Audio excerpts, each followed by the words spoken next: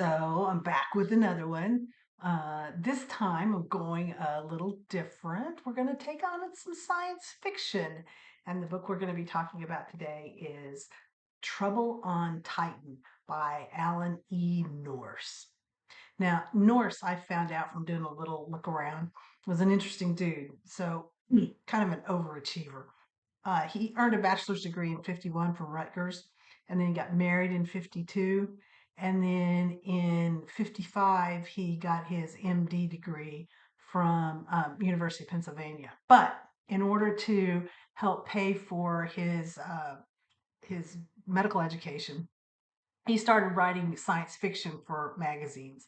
And then he wrote his first novel, Trouble on Titan, in 1954. Now, remember, he graduated uh, college in 52 and medical school in 55, first novel in 54. Overachiever. And he said that he got the idea from a conversation that he had had at a New Year's Eve party. And by the end of New Year's Day, he already had the entire book outlined, as one does.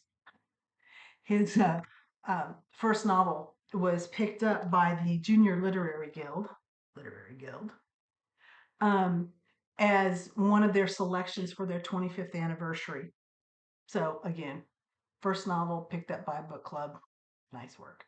Um, anyway, although this book doesn't have any pictures on the inside, the cover art is pretty fantastic. Can y'all see that? Doesn't that just isn't that perfect for a science fiction from the 50s? Um, this was done by a guy named Alex Schomburg. And Schomburg is an interesting guy in his own right. He was a Puerto Rican who, in the 1920s, started out as a commercial artist. And then in the 1930s, he started working on magazines and kind of drawing mechanical kinds of stuff, which then led him to, in the 1940s, he started drawing comic book covers, many of the kind of early space agey ones from the Marvel world, like Captain America and the Human Torch. And in the 50s, he left comics altogether and he focused on science fiction almost exclusively. And that's how he ended up on the cover of The Trouble with Titan. And I'm going to take the cover off here for just a second to show you even the cover itself is pretty cool. It's that red and yellow. It's a kind of an outline of the picture that we just saw. And then check out the end papers. Now that's just quintessential 1950s. They came for us. So, um, Trouble on Titan is an interesting little book. And you know, one of the things that I like about science fiction is how the plots are set in the far off, but they often have everything to do with, you know, what's going on in the world today.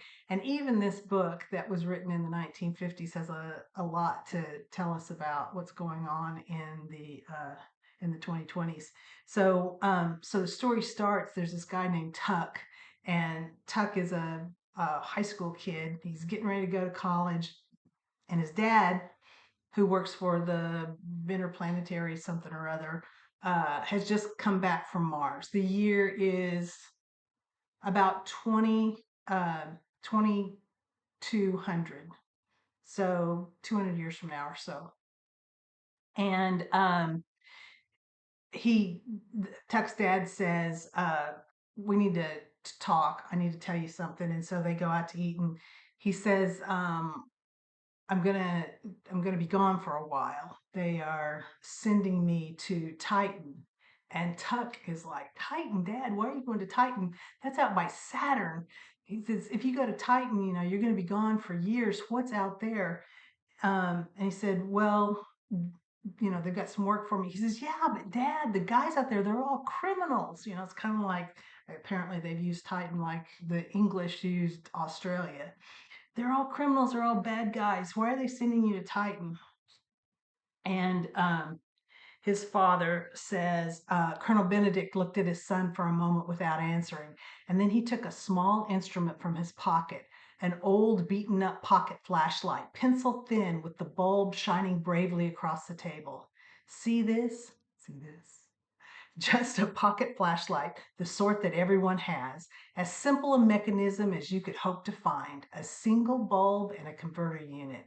And those lights up there in the ceiling, the bright lights that light the streets, all of them have converter units like this flashlight, drawing their power from the solar energy converters out on Long Island. All the electrical power on the globe, all the heat, all the machinery, all the cars, they all depend on their converter units. Simple power, practically cost-free, power so abundant that the people on Earth can live in luxury. And it's all possible because someone found a way to convert the heat and light of the sun into power to make the world go round.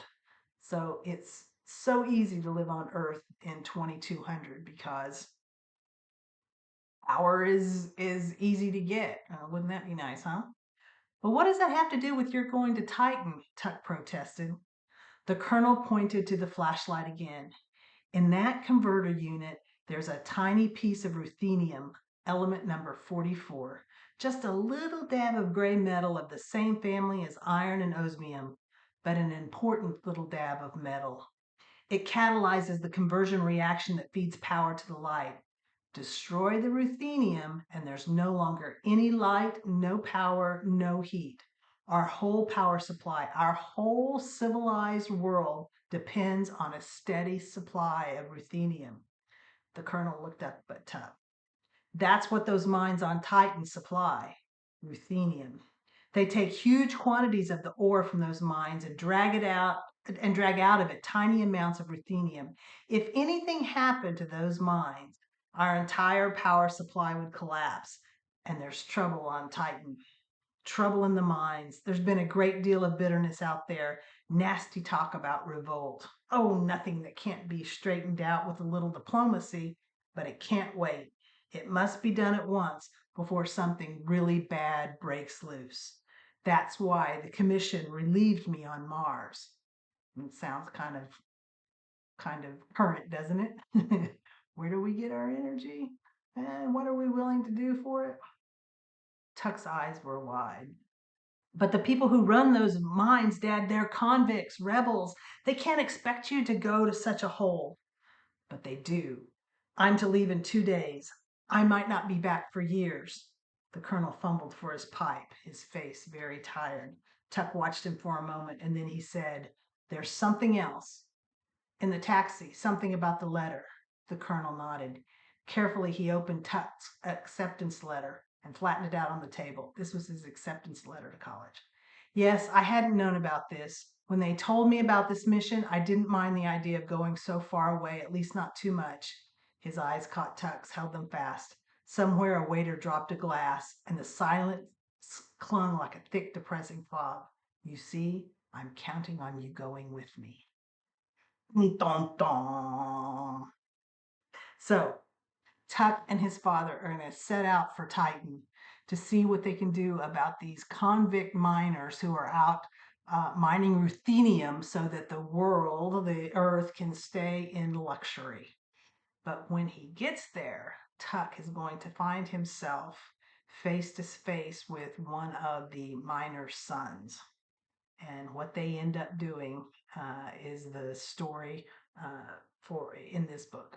So, The Trouble on Titan, you can get it from Reading with Scissors.